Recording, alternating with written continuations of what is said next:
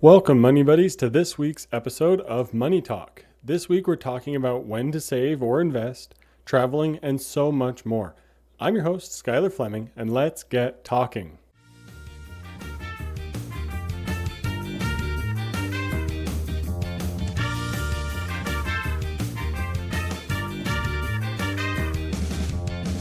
Today, we are taking your questions and answering them right here to celebrate episode 200.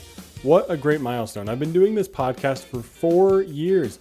My goal was always to get to 3 years, but here I am another year later. I am excited for this celebration and party episode to be able to answer some questions that you listeners have submitted to me from social media, email, and all the other ways that there are for you to contact me, which of course the links are in the show notes. So what else do you have on your mind about money? The questions don't have to stop with this episode. Keep them coming. I've always thought about the idea of doing a Q&A segment on the show where we take your listener questions. So be sure to leave a comment on Spotify or YouTube or send me an email. However you want to contact me, there is a way to get it done. Contacting me on my website is a great place to get started. Today's Money Buddy is me. This is going to be a solo episode going over a ton of your listener questions. So this week's money talking points are: first, what's the biggest money question on your mind? 2, how important are money talks? And 3, what do we miss out on when we don't talk about money? With those money talking points in mind, let's get talking.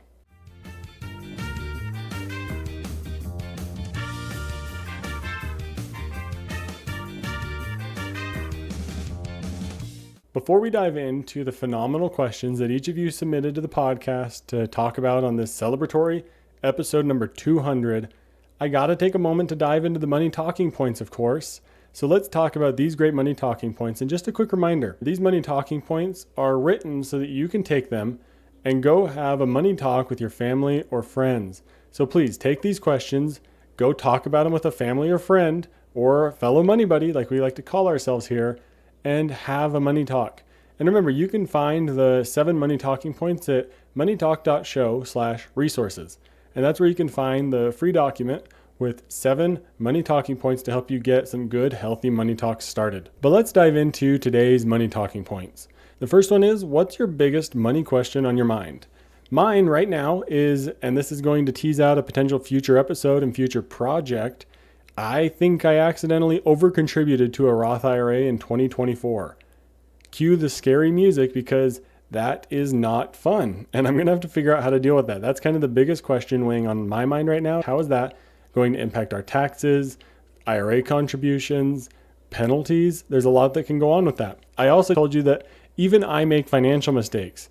This could be one that's going to cost us some percentage in taxes as a penalty for over-contributing. I'm working on getting this figured out, so don't stress too much because I'm already stressed about it enough, but I'll get it taken care of and we'll be just fine. So no matter what money question or big money topic is on your mind, you can get it taken care of and come out on the other side just fine. But that takes us into our second money talking point, which is how important are money talks. They are one of the most important conversations that you're going to have in your life. I love talking about money. I think it's one of the biggest conversations that we can regularly have, especially in the workplace. Let's talk about pay transparency. You need to know what other people are making so that you can work together to make sure your company is paying you fairly, because there's one thing that companies don't want, and that's their employees talking about pay. And why is that? It's because it helps highlight the inequality in the workplace that exists, that companies are trying to use to leverage themselves up on the back of employees that are willing to be paid less than they're actually worth. So make sure you're talking about money with your coworkers, no matter what some CEO or big boss says that it'll make you upset and that it's no big deal and you just need to not talk about it, right? Talk about it. Because then it's going to help you realize, hey, maybe I need to go find another job because this one truly isn't valuing me correctly. That's how important money talks are. They're going to help you realize, where can I take a step in the right direction with my finances because I talked to someone else about it. Dave Ramsey's entire premise is a show about talking to people about money. He has people call in and then talks to them about money. No matter your belief system around money or how you like to handle debt or whatever, right? Talking about it is going to just help you figure out new ideas and new ways to look at money and consider working on your money and doing better with money together.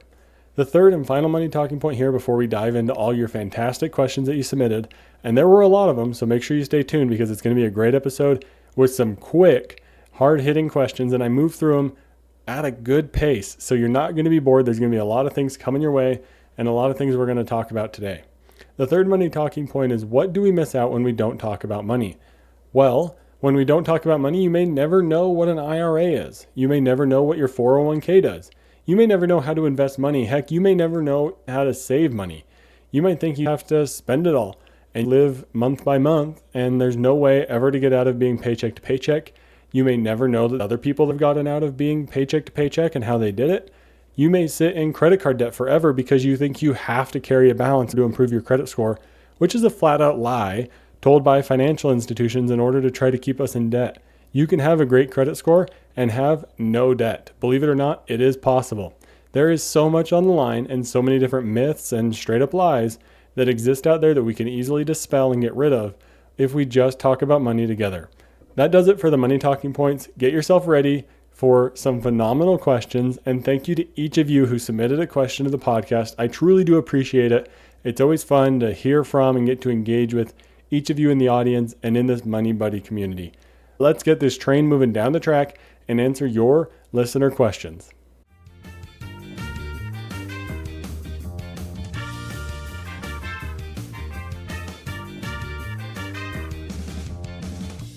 So our first question here is from Kristen S. And she asks, how do you know when is the right time to save or invest?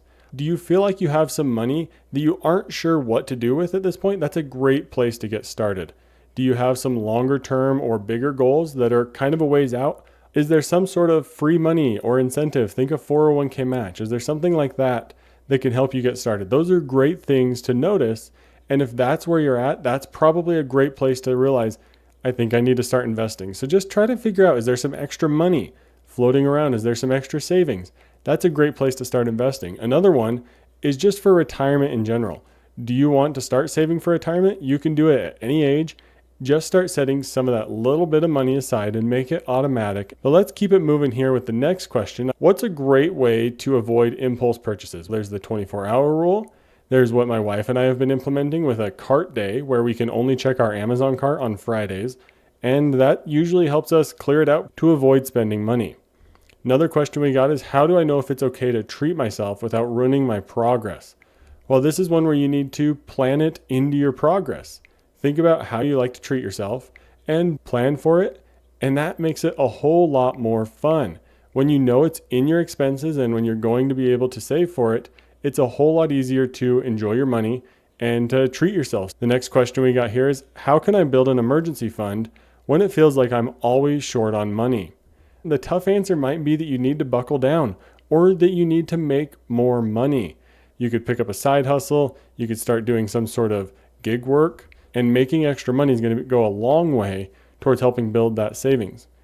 One of the most important places that I always like to suggest that people get to is 1 month of your income. If you have the ability to have 1 month of your income in savings, that means you don't have to worry about every single paycheck. This allows you to budget based on last month's income, which is a huge stepping stone. Now, if you do have dependents or animals and there's some sort of variable expense with those emergencies or expenses that come up, because if you have a pet, you know exactly what I'm talking about. Those expenses can come out of nowhere. And I'm sure if you have kids, you also feel that same strain. Now, if you're married and both spouses are working, you may be able to have a smaller emergency fund, but you really just have to think through this one for yourself. How much do I need? And then consider truly buckling down and grinding through that period, because getting to a point where you actually have some savings is so relieving. It feels like such a point of freedom.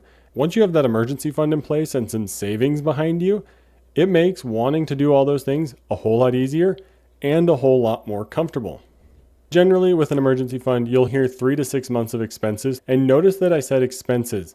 If you're living below your means, you don't need to save 3 to 6 months worth of your income, because that's hopefully going to be higher than your expenses. And that's a great place to get started. Figure out what your expenses are. Start tracking. And that leads us into this next question. Is there a free budgeting tool that you recommend? I have a guide out there that's the budget meeting guide that has a great spreadsheet that I've built in it. If you go to moneytalk.show/resources, the budget meeting guide has a budgeting template built straight into it. That's free. Google Sheets is a great free tool. Your credit union or bank may have a free tool in their app. You can schedule a time with me to talk about this, and I'd love to help you get something set up, whether it's free or if you're considering using a paid tool. The next question is, what is the biggest mistake in failing to stay consistent with a budget? Honestly, this is setting too low of a budget for your reality. I've talked to many clients about this. Are you setting yourself up to fail by setting a budget that's far too low than what you can actually spend month to month? And then you set yourself up to fail, which leads to the shame and debt spiral where you're not quite sure how to handle money. You just throw all of your hard work budgeting out the window because you set yourself up to fail. I think that is the biggest challenge that people have when it comes to staying consistent with your budget, is making sure that you actually give yourself a realistic frame of reference. There's a lot of great tools out there that'll help summarize and estimate your spending so that you don't have to do it with just pure guesswork. But having some estimates and knowing how much you actually spend in those categories will help you, one, realize where you're overspending, but two, realize your actual true budget month to month. And we are just racing through all of these questions. So I want to take a moment to remind you, go over to the show notes and send me whatever question is now on your mind. Have you had a follow-up thought about one of these questions? Let me know. I'd love to cover it in a future show. We're celebrating episode 200 here today. Thank you so much for listening to this episode. If there's a person out there that has listened to every single episode of Money Talk, please let me know. Reach out if you've listened to that many episodes. That would be pretty cool. But let's get back into the questions here today. The next one is, what is the best way to make a budget? Start simple and don't try to figure it all out overnight. Because if you try to figure it all out overnight, you're just setting yourself up to fail. And that's what you have to be careful about. Give yourself a few months to work through the growing pains. There will be struggles. There will be things where you're like, I don't actually know how much money I'm supposed to send in that category. How much money should I be spending? Oh my gosh, this whole budget just went out the window. This month was a crazy month. Those things happen all the time. And they're likely going to happen within your first couple months. So commit yourself to 3 or 6 months of budgeting, just like I committed myself to 3 years of podcasting. And here we are on the 4th year and just about to begin some new projects and some new ideas. Your budget can really make it through those first few couple of tough months. So make sure you give it a true shot and try to work through those growing pains. That does it from the questions on Instagram. Thank you so much to those of you who commented on Instagram and shared your questions. Now I just got a couple more that we're going to keep racing through here to celebrate episode 200 by helping you, the listeners, with your money questions. Let's continue here with our questions. The next one is from Sarah H. She says, I just got my first real job after college and I'm making $55,000 a year. I know I should start investing for retirement, but honestly, where do I even begin? Should I focus on my 401k or open a Roth IRA? This is a phenomenal question, and I have some great thoughts around this one. If your company has a 401k match, you absolutely have to get that first. Figure out what investments are in that account and make sure at the very least you have a target date fund in that 401k. 401ks do move slow. They have to go through a lot of different people and procedures, so don't expect all of this setup to show up right away. Use some reminders on your phone to help you remember when you need to check in on it and to look into it after the first few weeks when you start investing money to make sure you're getting that employer match. If there's an employer match on the table, that is absolutely the first step that you have to take. There's nothing more important when you're thinking about starting to invest for retirement than getting your 401k match. You've heard it mentioned on pretty much every other podcast episode on this feed. You have to get your employer match. It's money they're willing to give you. If you leave it on the table, it's like saying, I don't want part of my paycheck. That's how the 401k match works if you don't take advantage of it. So make sure you're actually taking advantage of your 401k. Now the IRA. Let's talk about the Roth IRA. It's a great option if your work doesn't offer the 401k match. Max out the Roth IRA before going back to the 401k if you don't have the match. And now you could be saying traditional versus Roth. Well, that's a decision that you have to make looking at your tax situation and how much money you're making.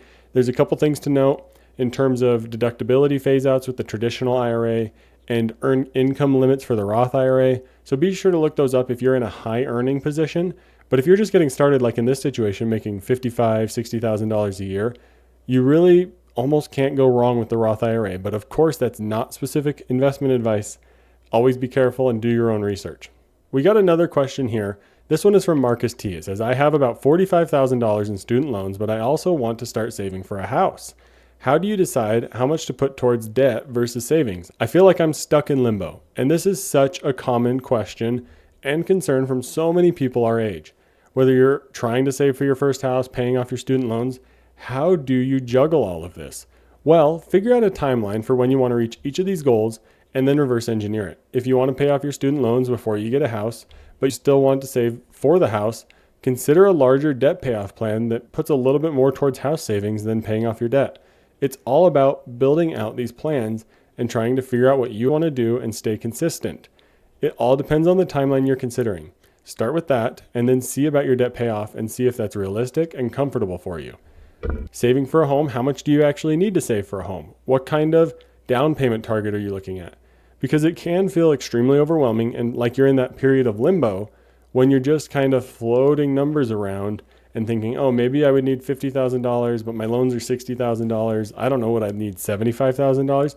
Maybe your first down payment would really only be like $20,000 or $30,000, and you might be able to hit that target a whole lot sooner. So actually get real with the numbers, dive into the spreadsheets, sit down with a financial planner or a financial coach, and truly dive into the numbers and see how it would actually work out for you.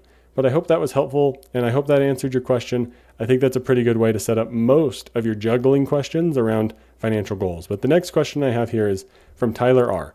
I keep hearing about index funds versus individual stocks, and as someone just starting to invest, what route do I go? Index funds, index funds, index funds, all the way. Keep it simple. You've heard the saying, keep it simple, stupid. Well, that applies to index funds. Index funds all the way. I don't know how many more times I can say index funds. I need a little counter on the screen to keep count of the word index funds, because that is what I'm trying to drill home into your mind on this 200th episode is invest in index funds. I've had episodes before where we talk about simple investing, and that is the index fund approach. Index funds versus simple stocks, make sure to choose index funds. And I hope you're having a fun time on this celebratory episode 200. Let me know your favorite money tip that you've ever gotten from this podcast in the comments on Spotify or in the comments on YouTube. The next question we have is from Jake W. He says, my company matches 401k contributions up to 4%, but I also have credit card debt at 18%. Should I prioritize the match or pay off debt first? Well, this one depends on your age and your timeline. I would say get the match and then go after the credit card debt. It also matters how much debt you have. There are so many specifics that need to go into this, so I would suggest reaching out and let's have a coaching session together to work through this math. Because really, there's more numbers than you need to go through. There's your debt balance, your current investment balance. Maybe you already have a sizable portion invested that it would be better to pay off the debt. There's how much debt do you have? There's your debt's interest rate. There's your estimated rate of return on the investment accounts. There's a lot of different things to consider around balances, interest rates. Maybe there's a promotion where you can transfer your credit card balance to a different card with 0%, and then you could get a little bit of the best of both worlds. There's a lot of options here, and I hope you're getting that from every question, that is why we need to have money talks. We need to make sure we're talking about money so that we can figure out all these different options at play. The next question is from Megan L. I'm freelancing and my income varies month to month. How do you budget when you don't know exactly how much you'll make? Figure out an average. Base your monthly budget on that. Find a number that you can be consistent around that's realistic, budget around that, and stick with it every single month. Because there's going to be months that are higher, and then there will be scary months where it's lower, but thankfully you're going to have those higher and lower months to average it out. I hope that helps you out, because our next question here is from Chris P. It says, I want to buy a house in 2 to 3 years, but I also don't want to completely stop investing. What is a good balance? This really applies similarly to the student loan question.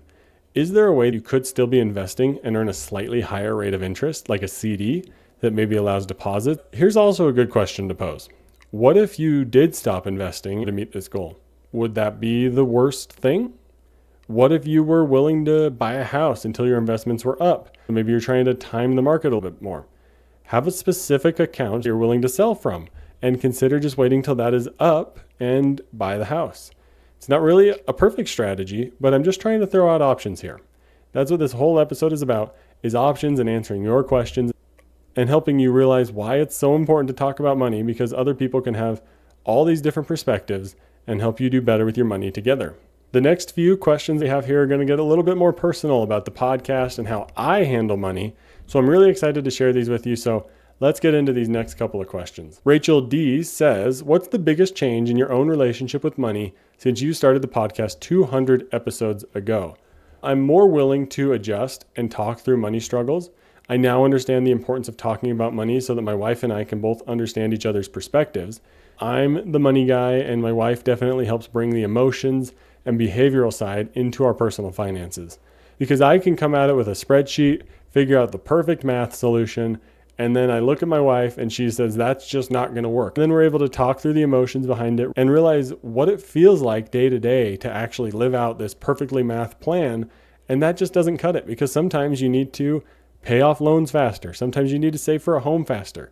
Sometimes you need to save for all these different things in your life faster when it makes more sense mathematically to invest. And that is honestly the biggest thing that has impacted me in these 200 episodes, is just learning how much more important these money talks are, hence the podcast name, and what we're doing here today, answering your money questions. That is what I have learned. And the biggest thing that I've been able to take away is that really there is so much importance that comes from just talking about money and figuring out the emotional and behavioral side of all this. The next question is from Alex G. How do you and your spouse handle money decisions together? Do you have separate accounts or do you combine everything? We combine everything. That is our approach. We do it all together. Nothing is separate. It's all in shared accounts. Of course, we have IRAs that are separate because those have to be. But we got married young, so we had very little assets separately. So that made it super easy for us to combine our finances. And that's the approach we have always taken. Let's make these decisions together, because personally, I believe if you're married, you need to be doing life together, and a big part of your life is your finances. Now, does that mean the accounts have to be structured in a combined way? I don't believe so. But you have to be doing money together if you're married. I don't think there's any other way around it. You can't be saying, oh, will you send me half of the utility bill this month? No, those sort of expenses need to be shared. Groceries need to be shared. They just need to be looked at together, which I think naturally will lead you to a joint bank account, because it makes it so much easier during periods where I was working and my wife was going to school, and now where my wife is working and I'm looking for a financial planning job. It makes it so much easier to feel in balance and combined and on one team if all the money is just coming into one account that you say is our money. So I think you have to do money together if you're married. I don't think there's any way around that. The next question we have here is from Ashley N. How did you decide to start a podcast about money? Were you nervous about putting yourself out there? Yes, I was definitely nervous about putting myself out there. I jokingly say I started this podcast because my wife was sick of hearing me talk about money. And that's what led me to start Money Talk, because I wanted to share with an audience. And thank you so much to each of you listening for being that audience. But my wife was tired of hearing me talk about money. I talked about it too much. I would dive down these rabbit holes that I now get to share with each of you listening. And I would tell my wife all these things all the time about money, about how we needed to be doing our money differently. That got to a breaking point where it's like, great, we don't need to do all of these financial things right now. I was overwhelming us with different financial ideas. And then my outlet became the podcast. And yes, it is very nerve-wracking. My first couple episodes are terrible. I was a nervous wreck at first. And I used to be so nervous that I didn't even want to appear in front of a camera. Like the idea of what I'm doing right now, where I'm talking to myself with a camera right in front of me, would be so anxiety-inducing that it would just cause me to seize up and not be able to talk. I would get angry and frustrated and so nervous. But now I'm able to easily talk in front of the camera. I'm answering all of your questions. I'm engaging with all of you online, putting myself out there, and it's super fun. Like FinCon this last couple weeks. That is super fun to go out there, and my second year doing it was a whole lot easier than my first. Now, I don't really care at all about putting myself out there. It's pretty easy, and I enjoy creating these podcast episodes. But next, I got a question about travel from one of you listeners. Let's take Taylor F's question. You've mentioned traveling. What's been your favorite trip, and how did you budget for? Hawaii. Easily our favorite trip ever, Hawaii. We saved for years. We used CDs through our local credit union. And then we used credit card points to pay for our flights. We got our flights for free. We paid for most of our stays through credit card points. And we made the trip a whole lot more affordable than it originally would have been through saving for years and putting it in a high rate CD. And then two, using strategic credit card rewards and credit card sign-up bonuses to pay for some of our travel. Hawaii was easily the favorite trip. And I just recently did an episode 199 where we talked about travel hacking. Great one to go back and listen to if this question just got the gears in your mind turning about how could I pay for travel. If you have any thoughts about traveling or travel hacking, please submit me a comment. I would love to talk about it with you so we could build a podcast episode about it. Or we could even help educate the rest of the audience around a specific situation. So if you are curious about traveling, let me know and I would be happy to answer your questions. The next question we have is from Lindsay V. What is your go-to credit card strategy? Do you have a favorite rewards card? Well, my strategy right now is to get the sign-up bonus when you know a large purchase is coming. I don't like to spend a lot of time planning out our credit cards. If there's an annual fee, I make sure to do the math that it's going to actually be worth it so that I can consider downgrading the card later. But right now our strategy is saying, yeah, we have a big expense coming up or a couple big expenses. Would we be able to hit this sign-up bonus? Yes. Would it be easy to hit it? Yes. Then we go ahead with it, especially if there's no annual fee and you know you're going to hit that sign-up bonus. What's a few $100 back? Like, it's great, especially if you're planning to make the transactions already. That was one of the main things I hit home in last week's episode. If you are not planning to make the transaction already, forget about it. Don't go chasing sign-up bonuses just for the sake of getting them. You're going to find yourself spending way more than you need to. So make sure you actually plan on making a large expense and getting enough spending for the sign-up bonus, because you don't want to find yourself in a situation where you're spending more than you actually need to just to get a sign-up bonus. That's how the credit card companies win. The next question that we have here is from Jason Yu. I want to be financially independent by 40. Is that realistic on a salary of $75,000, and where should I start? Yes, it's totally possible. You got to start living below your means now and investing heavily. Act as if you're living on $60,000 and invest the rest, and you'll be fine. We'll leave it at that because there's a lot more math you can get into when it comes to planning for financial independence, but basically, a great way to approach it is live on plenty less than you make and invest the rest, and you'll be fine. You'll make it in a good amount of time. And then as you start to see, oh, I can invest this much, maybe I can invest more. And you just begin to speed up that time. The market grows, that time comes forward, and life is great when you're financially independent. And again, thank you so much to all of you who submitted questions. I know we're racing through a whole lot of different topics, but that's what I wanted to do to celebrate episode 200. So I hope you're enjoying it. And speaking of 200 episodes, Victoria R. asks, after 200 episodes, what's one money myth that you want to bust for people our age? She shared that she's a young adult in her 20s. The main myth I want to bust is that money is a topic we should avoid talking about. That is just not true. We need to talk about it more and more. This show is all about that. And if you've ever thought you've talked about money enough, you haven't. Talk about it more. We often overlook money, and if we talked about it with more people, money gets so much easier. If we talk about money, it avoids becoming a financial heartache and is a piece of cake when you talk about money. So I just want to hit that home after 200 episodes. Talk about money more. That's the simple point of this whole podcast. And our next question is from Brandon C. If you could go back and give your 18-year-old self one piece of financial advice, what would it be? Well, thank you, Brandon, for asking the question that I ask all of our guests of what would you do if you knew this information sooner? Well, if I knew this all at 18, I would start investing some amount of money regularly into a total market or an S&P 500 index fund. That is what I would do. Of course, my answer is going to be the simple one that all of our guests give of compound interest. But if I could have started 3 or 4 or 5 years sooner, I would be so much wealthier. And the thing that would be the most simple thing to do would be investing in an index fund. Like I hammered home earlier in this episode, for our final question, it's going to be invest in a simple S&P 500 index fund. And that's a wrap on today's episode. We covered everything from surviving impulse purchases to finally understanding your 401k and that it's not some mysterious, magical creature from another world. We talked about planning for your goals, building an emergency fund without selling everything you owned, and why index funds are the best thing since sliced bread and practically a set it and forget it slow cooker. We also learned that budgeting isn't about punishing yourself. It's about being realistic and expecting those unexpected expenses to cut down on your financial emergencies. Don't compare your budget to someone else's. If you take one thing away from today's episode, let it be this. Living below your means and constantly investing in something like a simple index fund can set you up for true financial independence faster than you think. So keep going, budget well, invest wisely, and remember, the only thing scarier than checking your bank account is not checking it at all. But that does it for this celebratory episode 200. Let me know what you thought with a comment on YouTube or Spotify, or send me an email with any other questions you have. Thank you for listening to today's episode. The best way to stay up to date and connected with all things Money Talk is to subscribe to the podcast and sign up for my email list. Head over to moneytalk.show and submit your name and email right there on the homepage. And you can also use the contact page on my website to send me any questions you have. If you're looking to get started with coaching or budgeting, let me know and let's schedule a free Money Talk. The link is in the show notes. And remember, the best way to learn from today's episode is to go and have a money talk about today's topic with a fellow money buddy. Thank you for listening to this week's episode of Money Talk. I'm your host, Skylar Fleming. Have a great week. Thank you for listening to Money Talk.